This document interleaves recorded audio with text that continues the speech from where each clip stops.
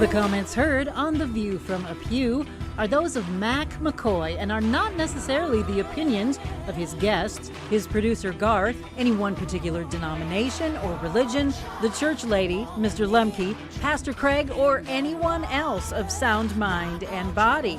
Now, here is today's The View from a Pew, heard all around the world on YouTube. Just search for The View from a Pew.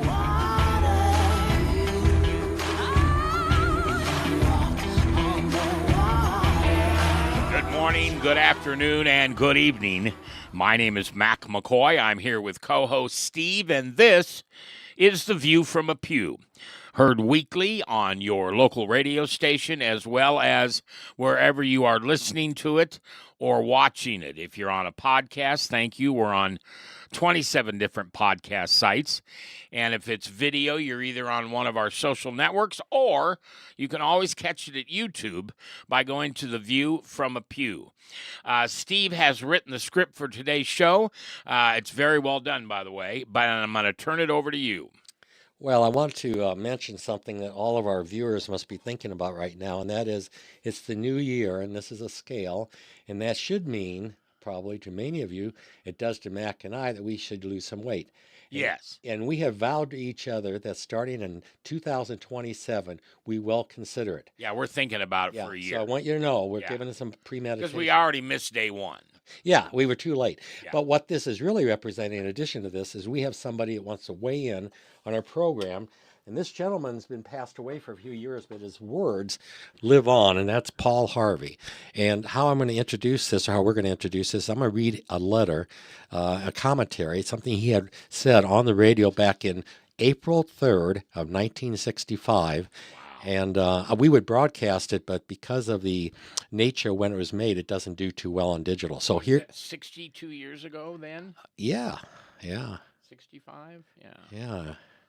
Wow. Okay. Yeah, it's a long time. Actually, it would be an even number, wouldn't it? Well, no, be one more than, let's see. So we got 35 plus 61 years, wouldn't it? Okay. So anyway. You're better at math than I am. Well, we'll go on. I'm going to read this real quick, and then we'll get into breaking it apart a little bit. If I were the devil, I mean, if I was the prince of darkness, I would, of course, want to engulf the whole earth in darkness. I would have a third of its real estate and 4/5 of its population. But I would not be happy until I had seized the ripest apple on the tree, pun intended, so I would set about, however necessary, to take over the United States. I would subvert the church first. Think of that. I would begin with a campaign of whispers. With the wisdom of a serpent, I would whisper to you as I whispered to Eve. Do as you please. To the young I would whisper, the Bible is a myth. I would convince them that man created God instead of the other way around. I would confide that what is bad is good and what is good is square. In the ears of the young marrieds, I would whisper that work is debasing, that cocktail parties are good for you. I would caution them not to be extreme in religion, in patriotism, or in moral conduct. In the old, I would teach to pray. I would teach them to say after me, Our Father who art in Washington. If I were the devil, I'd educate authors in how to make literature exciting so that anything else would appear dull and uninteresting. I'd threaten TV with dirtier movies and vice versa. And then if I were the devil, I'd get organized. I'd infiltrate unions and urge more loafing and less work because idle hands usually work for me. I'd peddle narcotics to whom I could. I'd sell alcohol to ladies and gentlemen of distinction. And I'd tranquilize the rest with pills. And if I were the devil, I would soon have families at war with themselves, churches at war with themselves, nation at war with themselves, until each in their turn were consumed. And with promises of higher ratings, I'd have memorized the media fanning the flames. If I were the devil, I would encourage schools to refine young intellects, but neglect to discipline emotions. Let those run wild. Soon there would be drug-sniffing dogs and metal detectors at every school. Within a decade, I'd have prisons overflowing. I'd have judges promoting pornography. I would lure priests and pastors into misusing boys and girls and church money. I would designate an atheist to front for me before the highest courts in the land, and I would get preachers to say, "She's right." With flattery and promises of power, I would get the courts to rule what I construe as against God and in favor of pornography, and thus I would evict God from the courthouse, then from the schoolhouse, and then from the houses of Congress, and then in his own churches. I would substitute psychology for religion, and I would deify science, because that way men would become smart enough to create super weapons, but not wise enough to control them. If I were Satan, I'd make the symbol of Easter an egg and the symbol of Christmas a bottle. If I were the devil, I would take from those who have, and I would give it to those who want it, until I'd killed the incentive of the ambitious. And what do you bet that I couldn't get whole states to promote gambling as a way to get rich? I would convince the young that marriage is old-fashioned, that swinging is more fun, that what you see on TV is the way to be. And thus, I could undress you in public, and I could lure you into bed with diseases for which there is no cure. And then my police state would force everybody back to work. Then I could separate families, putting children in uniform, women in coal mines, objectors in slave camps. In other words, if I were Satan, I'd keep on doing just what he's doing right now. And that was back in 1965, and I don't think there's been a lot of change since. Yeah, and I want you to know that was the script of the audio that Paul Harvey first did live on, what'd you say, April 3rd, 1965. Correct. Now, if you think that's Halloween, you're correct. He wrote this, and we didn't change a word of it. And yet, if you were to look at it in 2026, you'd say, oh, my heavens. Everything he said the devil would do, the devil did. All right, so let's go back and talk about this for a minute. You said if you were the devil or the prince of darkness, I would, of course, want to engulf the whole world in darkness, the whole earth in darkness. You know why? Why? No, actually, I do. You read it just a minute ago. I'm actually getting to this other script right now because I was a little bit behind having to go from the one to the other. Well, first of all, let's go back to the word of the day. What would that be? Duplicity. Yeah, I want to bring that up because duplicity means deceitfulness or double dealing. And when you're dealing with the devil, my goodness, that's front and center. Yeah. Okay, that's evil. Now, if I were the darkness, why would I? Well, if you think about it, darkness shields people from the light that communicates the promise of hope and salvation. And that is something that Satan detests. He doesn't want us to have hope. He doesn't want us to have salvation. And so therefore, darkness works for him. Yeah, salvation, if he can steal our salvation, it means that we have blasphemed God and refused to have anything to do with him. And there are many people, and I will be in that row myself, that before Jesus came into my life, I thought I was the God. I was the God of my own world. And I can completely understand some of the things that Paul Harvey is saying about if he was the devil. Because one of the things he'd do is he'd get us all to swear that there was no God, there was no Holy Spirit, there was no Jesus, and therefore Satan wins. Exactly. Now, the next one is if I have a third of the real estate or 4/5 of its population, but I would not be happy until I had seized the ripest apple on the tree. That's if I were the devil. And what would that be? And also to qualify, it says real estate and the population. In other words, he'd have so much. But that wouldn't be enough for radical organizations. Call some of the parties right now, Democratic parties, radical. And they employ envy and socialist propaganda. Satan would use Christianity against itself through leaders promoting the acceptance of all immigrants, for example.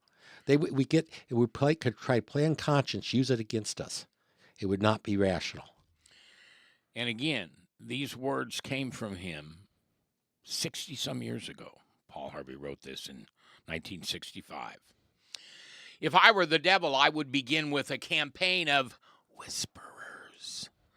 What kind of whisperers And what about the young? Well, as he talked about, with the wisdom of a serpent, he'd whisper. And well, basically, if you think about it, the devil wants us to demand everything, and really, that's what entitlement has become.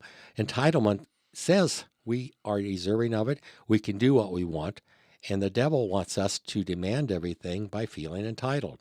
And he would go on and he would say, the Bible's a myth. Today I would add, he invented stupid old men, because that's what I think he'd tell people, because the young are being taught not to respect their elders. So are you hearing people talk about stupid old people? They don't know what they're talking about. Well, that's not by accident, okay? And then That's what Satan is doing today. absolutely, absolutely. And then he'd ask about the other way around, technology. He'd use it against us. He'd say that is your God. And I can personally attest that there's a number of people I know that I think feel that way. Well, you and I go to the same church. In our in the third or fourth quarter of last year, we actually did a series on the power of the cell phone. And the pastor and his crew, his team, made us first go to our dashboards on our phone. And I didn't even know I had one. I'll be honest with you.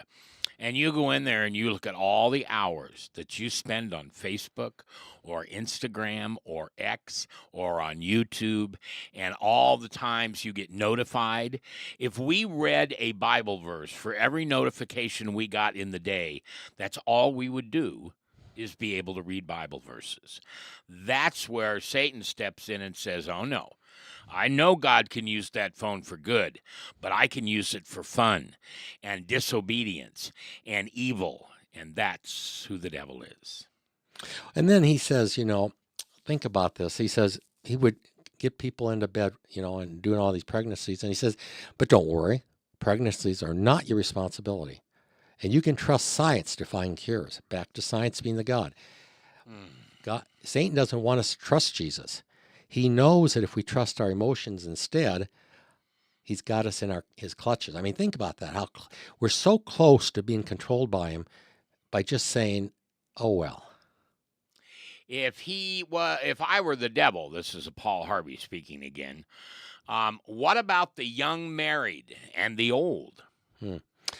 Yes, saying it's debasing. Well, I would add, he would also say it's meaningless, in addition to demeaning. He would say that chasing some tail will invigorate your married life, in words that we all understand. And he would say, and you've heard this somewhere else, life is short, have an affair, right?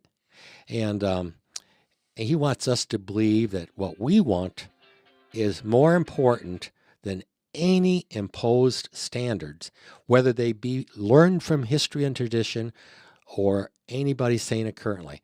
If they don't go along with this laissez-faire, morality doesn't matter, they're out. And they would say, our Father who art in Washington. And then I would say after that, and he would add, you are my God on whom I depend, creating dependency. It's all part of the plan. And obviously, we're touching on some political issues that we're dealing with nowadays. But one of them that I have to deal with, and I don't know if you do too, but because I am a Christian and it's what I do in my life and it's the reason that I'm here, I'm a Jesus freak with an attitude. I love it and I'm proud of it because that's what God has made me into be.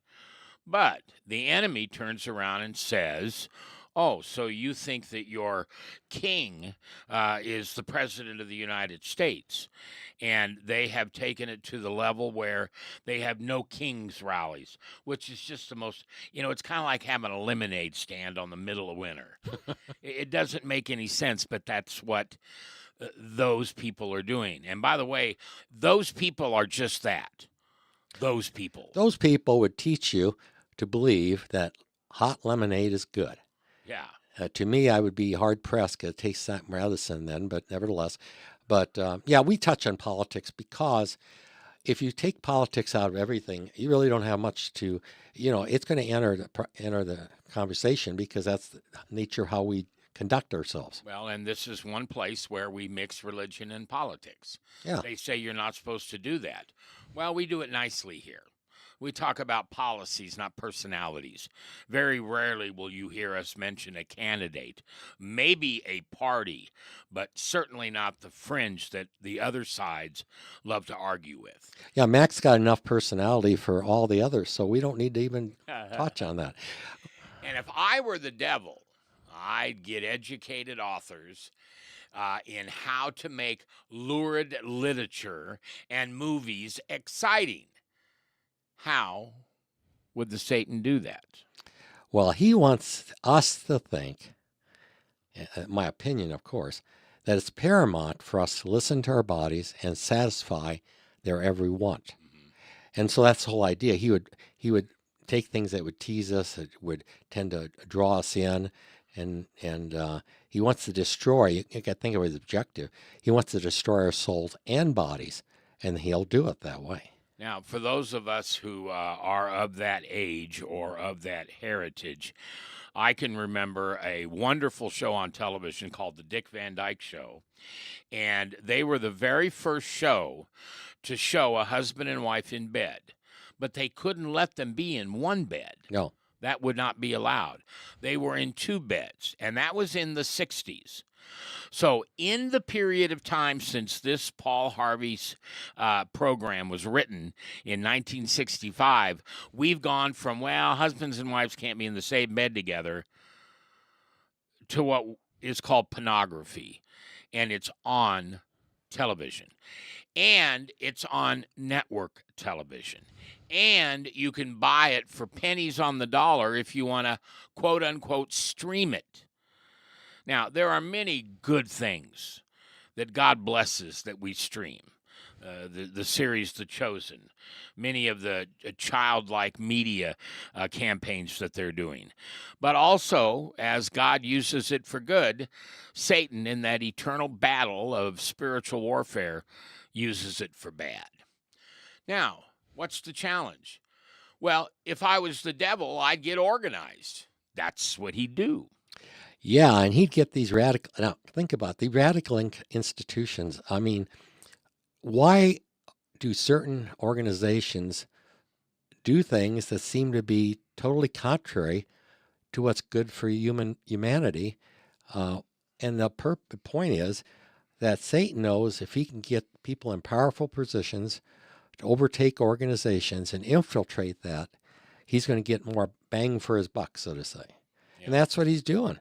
And, if the idea of unions, and we went through quite a little of that in the past, is if you get people want more, just want more, not based on productivity, what can you do?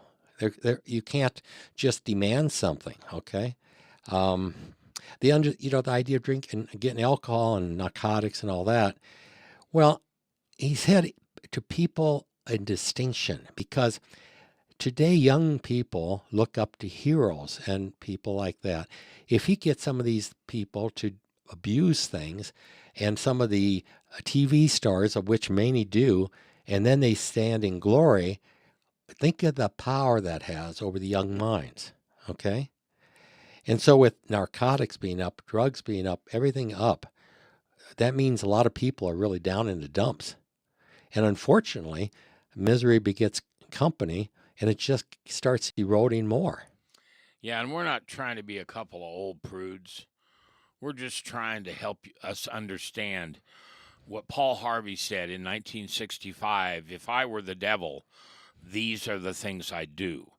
And the reason Steve had this subject come up and did such a good job producing it was what Paul Harvey said in 1965 is coming true today in 2026.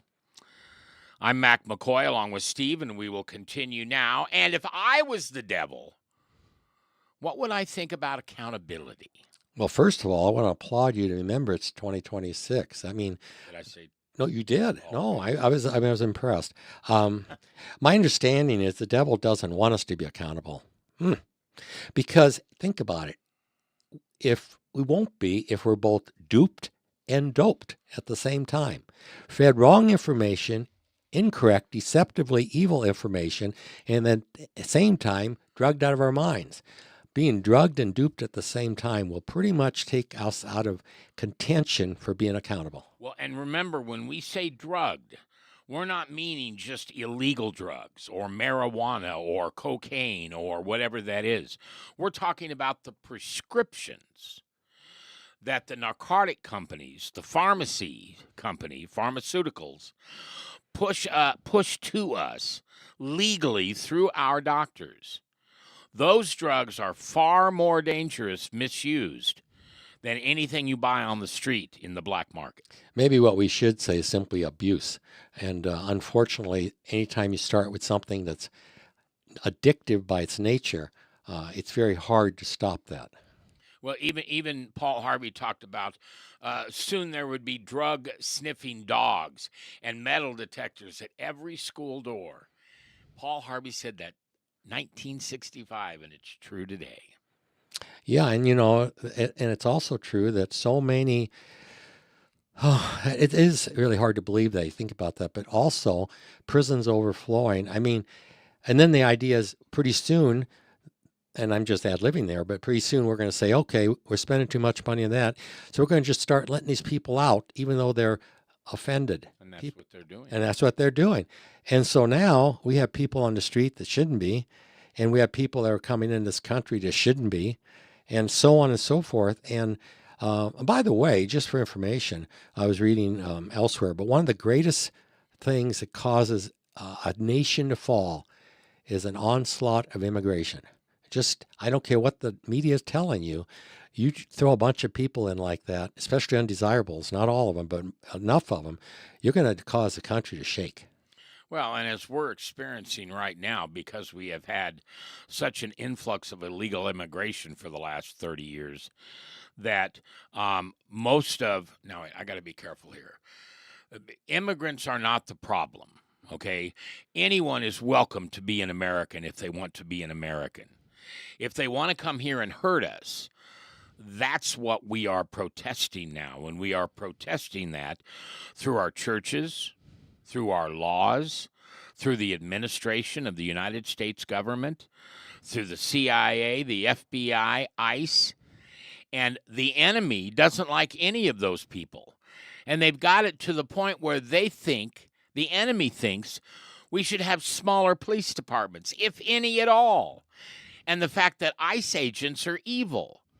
How can that be? They're simply upholding the law. So if I was the devil, how would I view families? Well, families are the most important thing to keep things straight. Families, he'd want them to be divisive. He'd want them to be arguing, at war with themselves. And that leads to nations. And once that all happens, once a nation divided, we've heard that I think that was Abraham Lincoln, said a nation divided against itself cannot stand. Yeah. That is a truism. That is a truism. We talk about how in the United States we assimilate. That's important. If you don't assimilate, eventually you will break apart. Well, and Lincoln saw that firsthand with the Civil War. Absolutely. When he said that in 1864, we were in the middle of a divided country. Yes, yes. All right, so if I was the devil, you can see that I've brought in all kinds of things that is ungodlike. And you know what that comes to? It comes to sin. And I am a sinner. Steve is a sinner. You are a sinner. If you're not, then perhaps you ought to listen to what? If I was the devil, what I'd do. If I was the devil, I would employ propaganda. Well, that's interesting. This would follow up in your comments, because who is controlling sometimes what we're thinking? Media. Yeah, it's unfortunate, but if one looks at the history of the world and currently, mob mentality is too common. In other words, too many people jump on a bandwagon without any idea what the bandwagon is and where it's going. And unfortunately, when you get enough people saying the same thing over and over, and they're in a position of prominence, that doesn't mean they're moral, that doesn't mean they're anything but simply in the position of prominence, however they got there, people start believing them. And pretty soon, we become what we didn't want to be. Right is wrong, and up is down is up. And And for those of you that are or direction challenged, that can really be a problem because up and down and don't mean anything now, and you think you steer that around. But I'm not trying to be funny about that. I'm just saying that when you try, anytime you can cause chaos, Yeah. that's what the devil wants. So when you see these things happening around the country, and it seems like these people are not from there, but they're being bussed in, that's all about chaos. Yeah, God is not a God of chaos. No, no. All right, so let's take a look at some cornerstones of our community. One, if I was the devil, I would deal with the legal system in this way.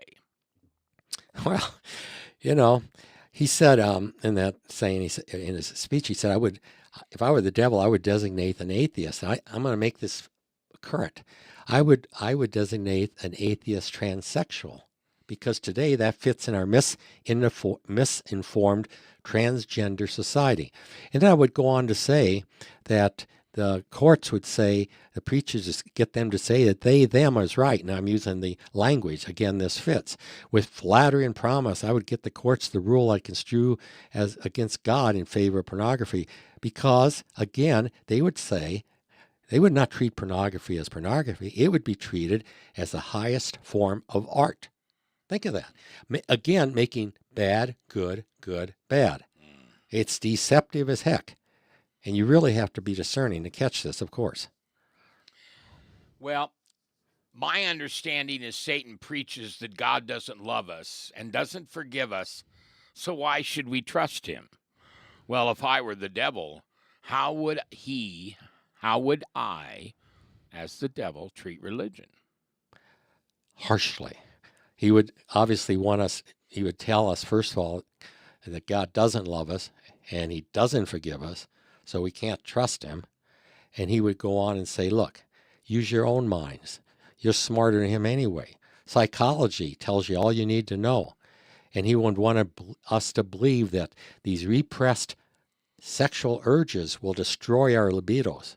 He wants us to freely express our sexual desires in any manner with anyone or anything we desire whenever and wherever we want.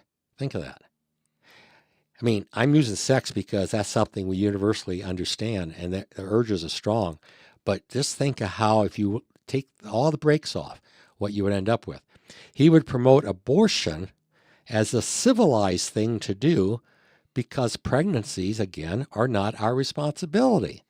So therefore, see how logical that is? It makes total sense if you buy his premise that we're going to be our own gods anyway, because we are God, and we aren't responsible. We're not accountable. We got to do what feels good, and the hell with anything else that's been told centuries ago because they don't know anything. They're a bunch of old men. I mean, that's a summary statement, you know? So we've talked about religion. We've talked about the legal system. Well, what about science? Science is certainly going to tell us that when we abort a child for whatever reason, we're killing a human being. Oh, but if I was the devil, I wouldn't call them a human being. No, they would be called an inconvenience. It wouldn't take on life at all. It would be treated more like, oh yeah, it's part of the animal kingdom, but it hasn't become a human yet, not till it's born. And even if it's born, maybe not until it shows life after a month. Take anything you want. Once you start going down that road, there's no end in sight. So what starts as birth control, then going to abortion, yeah, we have condoms, everything else. That's all well and good, but I'm just saying, it's a slippery slope. So now we got the abortion pill, the morning after pill, right? We got companies selling these things nationwide without any prescriptions, without any doctors, nothing. So nobody can track it. Again, what does that mean? Total disregard for responsibility and chaos. If I was the devil, I would destroy America's most two valued holidays, Easter and Christmas. Yeah, you know, at Easter's, I think he'd say something to the effect, throw these eggs at Christians just to mock them. And to think about that, slap in their face. The bottle, that's of course encouraging drinking and such, but he would, basically from his point of view, it's like a potion. It's just to keep you weaken you down. And then, of course, taking money from those that have it and give it to those that wanted it but never worked for it. Think of that. That would really cause a lot of grief. I would add this is accomplished by working, again, through organizations that fuel the fires of envy. In fact, the only way our country can be taken down, the only way is through envy. That's the only way. Because what we are saying then is even if everybody has it pretty good, if we envy others that have it better than us, we can divide the country. And that is he is going to fan those envy. And so if you're one of those that wants something somebody else has, work for it, but don't say I want his because he doesn't deserve it, and I do because I didn't do a thing to get it. But, I'm entitled. And if we got to fight that. And as Paul Harvey wrote this in April of 1965 and first broadcast it then, he would sum it up saying this: what would the devil's end game be? Well, yeah, his police state, as Harvey said, would everybody get back to work, but not quite the way we would think. I would add, he would say, make us want to believe it's all for one and one for all, but minus God. And if you take the God out of it, you don't have any mercy, you don't have any justice, you don't have any joy. Anything that's good is void. Once we got to that point, we're slaves to our own passions, and secondly, to an autocratic government. And then the kids, he'd separate them all, and that because he would want them to be totally disintegrated so that you couldn't lean on each other. It'd be like taking away the web today and nobody could communicate in social media. It would help to get to where they want to go. So if you don't have any hope, love, joy, what would you basically end up with? Hell. And that's what he wants you to have. His hell. He wants to share it with you in the worst way. He's inviting you with open arms. He'll provide you all the drugs you want, all the women you want, or men, anything. Just come on in. And the four-letter word that everybody would love wouldn't be L-O-V-E. It would be H-A-T-E.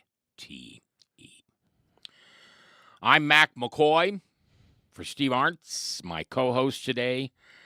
Thank God Paul Harvey wrote this so many years ago because it's a lesson for us to listen to 60-some years later. I want to thank you for listening to The View from a Pew. You can find it anywhere on YouTube or on Facebook or X or Instagram. Just search for The View from a Pew. And I'd like to thank DivineTruthChristianStore.com for their worldwide sponsor. And thanks for listening to The View from a Pew.